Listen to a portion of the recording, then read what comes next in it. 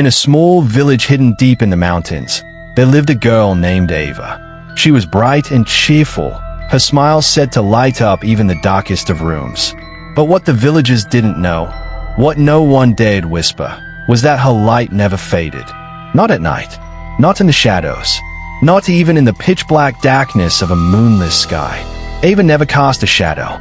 At first, the villagers adored her. She danced through the fields, humming sweet melodies, her golden hair glowing like strands of captured sunlight. The sun always seemed to follow her, its rays warming the air wherever she stepped. The village was prosperous, the crops grew tall, and sickness seemed a distant memory. But then, things began to change. Old Mr. Jenkins, the gruff recluse, was the first to notice. "That girl ain't right," he muttered, watching from his window as Ava strolled through the town square. "The sun don't touch her proper. She's wrong." The villagers dismissed his paranoia, but the animals knew. The stray dogs whimpered and cowered when she passed. The horses in the stables reared up wildly at the sight of her, and the crows, hundreds of them, began perching on rooftops, their cold black eyes watching, waiting. Then, the nightmare started. People dreamt of a burning figure standing at the foot of their beds, its eyes hollow voids of flickering flame. They awoke to find the air thick with the scent of scorched earth. Those who had once smiled in Ava's presence now felt an inexplicable chill whenever she neared. Yet she remained blissfully unaware, continuing to spread her sunshine wherever she went. She visited the sick, but they never recovered. She brought flowers to the grieving, but they wilted in her hands. And those who spent too much time in her presence began to change. One by one, the village's shadows started to disappear. First, it was just a few. A child playing in the field noticed his shadow had vanished. A baker gasped when she saw her hands kneading dough, but the light cast no outline of her fingers. Fear gripped the village. The ones who lost their shadows became hollow-eyed and distant, their laughter eerily empty. And then, they were gone. Not dead, not missing, just gone. Their homes stood untouched, their belongings undisturbed. Their voices echoed faintly on the wind, as if trapped between this world and another. Ava remained, untouched, unbothered, and always smiling. In the days that followed Mr. Jenkins' disappearance, the village grew eerily silent. The birds that once sang so sweetly were gone, their nests abandoned as if fleeing from something unseen.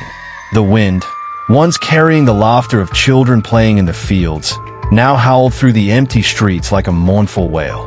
Those who remained avoided looking at Ava directly, but no matter where they turned, they could feel her presence, watching, waiting.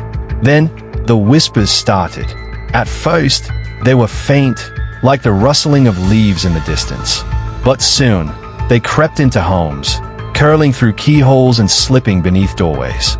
They spoke in voices familiar yet hollow, the echoes of those who had vanished.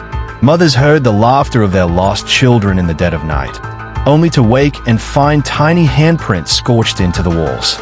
A husband awoke to his wife's voice calling his name, only to turn and find her side of the bed cold, her face missing from every photograph in the house. One by one, the villagers succumbed, their bodies stiffening as their shadows slowly unraveled, peeling from them like dried parchment. They screamed, clawing at the ground as invisible hands dragged them into the nothingness, their last expressions frozen in horror. The village, once full of warmth and light, became a hollow shell, a graveyard without tombstones. And at its center, Ava stood, glowing ever so brightly, smiling that impossible, endless smile. Mr. Jenkins, now the last of the original villagers, knew the truth. He had spent years piecing together old legends, poring over forbidden tomes kept hidden by those who came before. He had seen Ava's kind before, a being of light, but not of warmth, a sun that did not give life, but took it, a devourer of shadows, of souls. One evening, as Ava stood in the square, still glowing, still smiling, he stepped forward, clutching a tattered book in his shaking hands. "You ain't human, are you?" he whispered. Ava turned, her bright, unblinking eyes fixing on him. "Why do you say that, Mr. Jenkins?" she asked, Her voice honey-sweet, yet void of true emotion. He swallowed hard. Because I've been watching, Dot. He took a deep breath. And I know what you are. Ava's smile widened, too wide. Her lips curled, stretching past what should be possible. The sun, which had been dipping below the mountains, stopped. The world held its breath. And Mr. Jenkins' shadow flickered. He barely had time to scream before it peeled away from him like smoke in the wind. His body crumpled to the ground, empty, just like the others.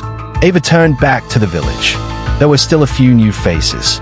She would need to spread more sunshine, because the village still had too many shadows left.